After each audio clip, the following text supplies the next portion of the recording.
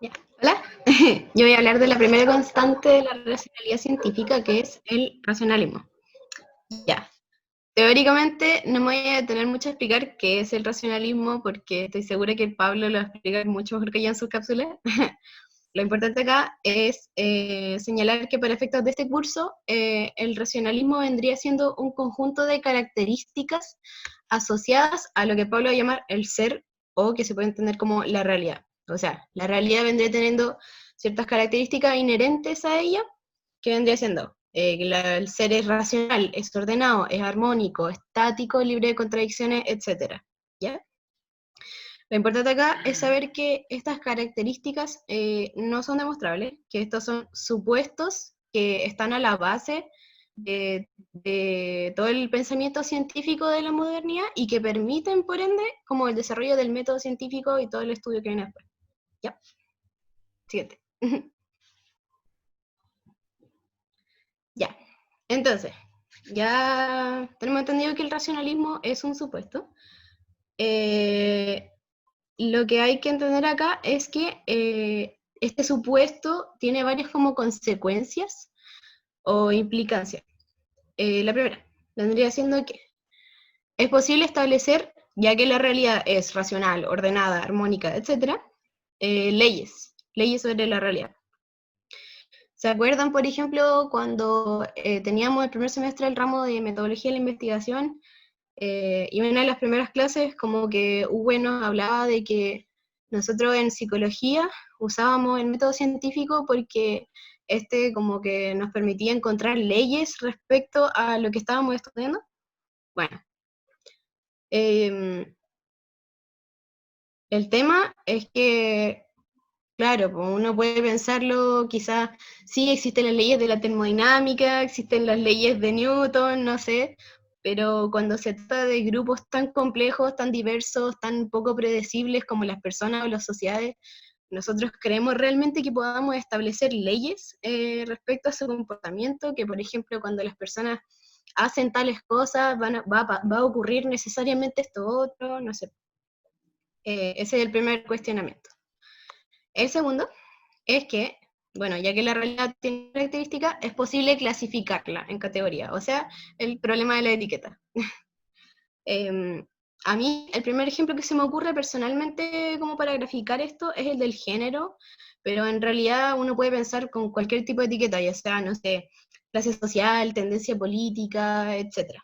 Eh, el problema sigue siendo el mismo, como cuando en el intento por encontrar lo verdadero, como lo real, dentro de lo común y lo constante, como que uno deja de lado o tiende a dejar de lado como lo diverso y lo variable.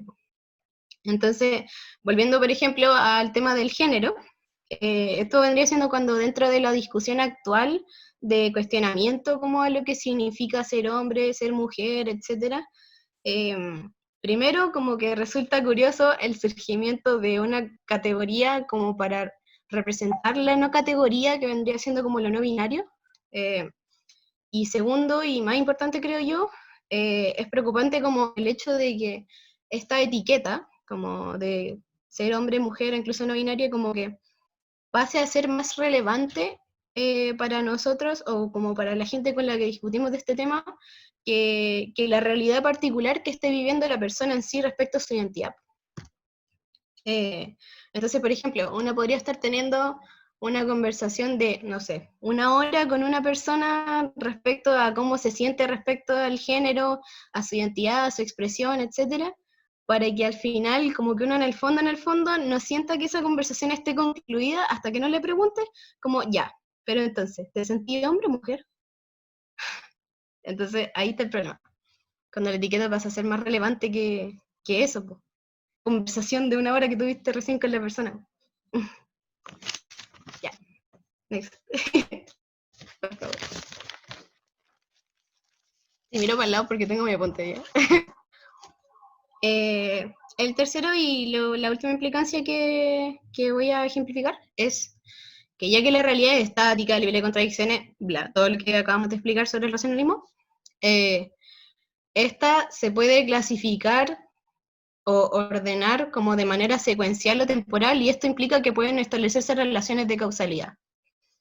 El problema aquí es que por alguna razón como que tendemos tanto en la disciplina científica, como las distintas disciplinas científicas, no solo en psicología, como en la cotidianidad, así como la discusión en la mesa con la familia a la hora de once, como a establecer causalidades en donde no necesariamente las hay. ¿Me explico? Eh, por ejemplo, tendemos como a ver causalidades a veces en donde puede que solamente hayan correlaciones o secuencias temporales, como que un hecho se siga de otro. Y decir, bueno, ya que ese hecho se sigue de otro, entonces quiere decir que es la causa, y no necesariamente. Por ejemplo, no muchos saben acá, pero yo tengo un hermano que es súper facho. Y el otro día me manda él como un estudio por WhatsApp. El estudio viene con un gráfico en donde las dos variables son prevalencia de diagnósticos mentales, ya sea, no sé, depresión, ansiedad, TOC, etc.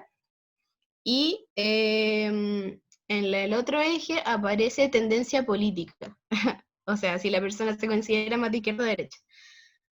Y lo que querían dar a entender un poco como el gráfico es que habría una correlación como entre identificarse con un pensamiento más de izquierda y la prevalencia de estos como diagnósticos.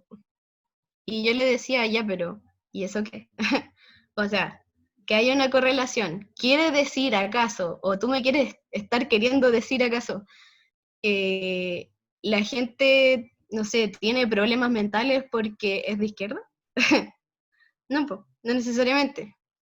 Pueden haber muchas otras variables que estén interviniendo dentro del problema de prevalencia de diagnósticos mentales, pero ese reduccionismo que permite como el racionalismo dentro de la investigación científica incluso, nos hace pensar que, bueno, porque hay una correlación significa que esto es causa de esto otro.